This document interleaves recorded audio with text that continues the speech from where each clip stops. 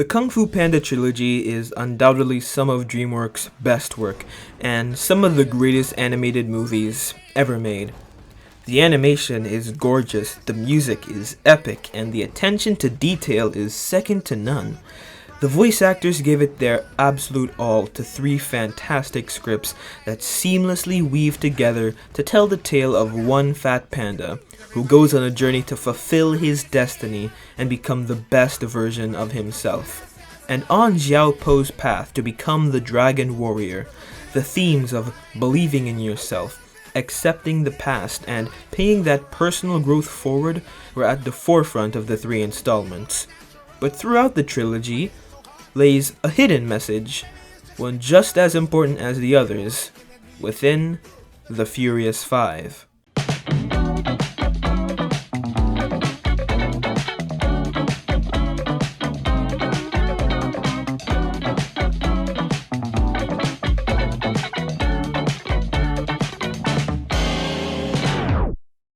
Now, if you came up to me and asked if the Furious Five were good characters, I'd ask, how did you get in my house?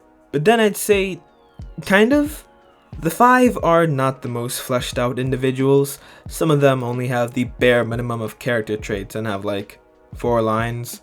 Looking at you, monkey, Jackie Chan was basically just collecting checks, which he has every right to do. He's Jackie Chan, for Pete's sake.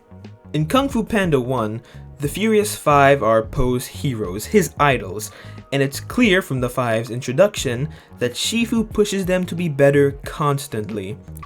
Well done, students. If you were trying to disappoint me.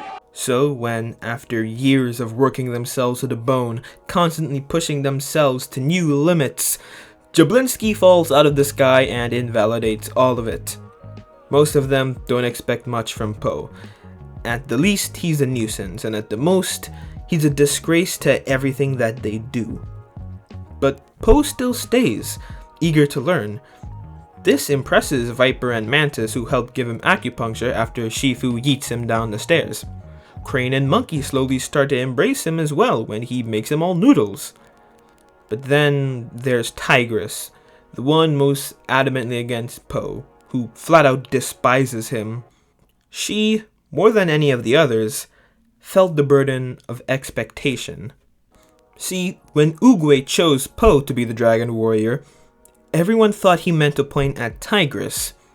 And while we don't know when Shifu started training the rest of the five, we know he was training her since she was a kid.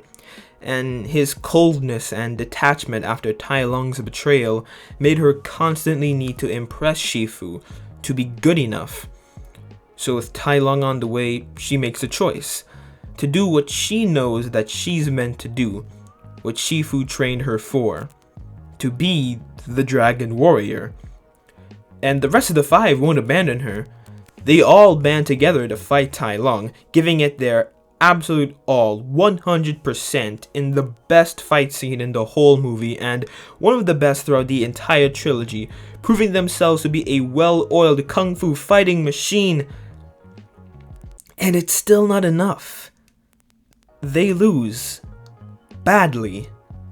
The Great Furious Five, protectors of the Valley of Peace, reduced to a message of intimidation for Po. They still weren't good enough. But Po was. The big, fat, stupid panda, their words not mine, beat Tai Lung.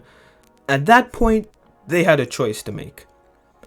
They could fester in jealousy and anger towards Po that it's unfair he did what they couldn't do in so much less time. But they made the other choice, the right choice. They recognized that his natural talents gave him an advantage and bowed in respect to him, to the Dragon Warrior.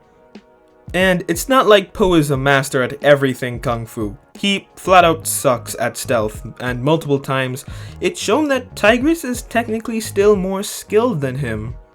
But his training and his natural attributes and the growth that he goes through in the first movie is what makes him the Dragon Warrior. That's what they realize, and that's when they truly become friends. Friends who, no matter what, have each other's backs, in combat and in tough moments. Heck, even Master Shifu touches upon this theme. After he accepts Po and achieves inner peace in the second movie, he comments that Po achieved it at a really young age. And when Po returns from the spirit world with Oogway's staff, Shifu says this. Oh, this! Oogway gave it to me in the spirit realm. Oh, of course he did. I think I mastered Chi. Oh, of course you did. Can you teach me? When you see someone achieve the same level of success as you do in a shorter amount of time, it's kind of uncomfortable. And if they surpass you, then you almost don't know what to make of it. It all kind of depends on what they are to you. But what's the point in jealousy? What's the point in anger towards them? Yeah, they did something different than you. Or they just have a natural talent or attribute that you don't. So what? That doesn't mean you can't also get there too. It may take longer, but you keep working on it, and you will get there. Besides, now you can study what they did and improve your techniques as well. We all grow and change at different rates, and some people will always be more skilled than us. We just have to accept that. But eventually, and maybe with their help too, we will reach that same level. And that's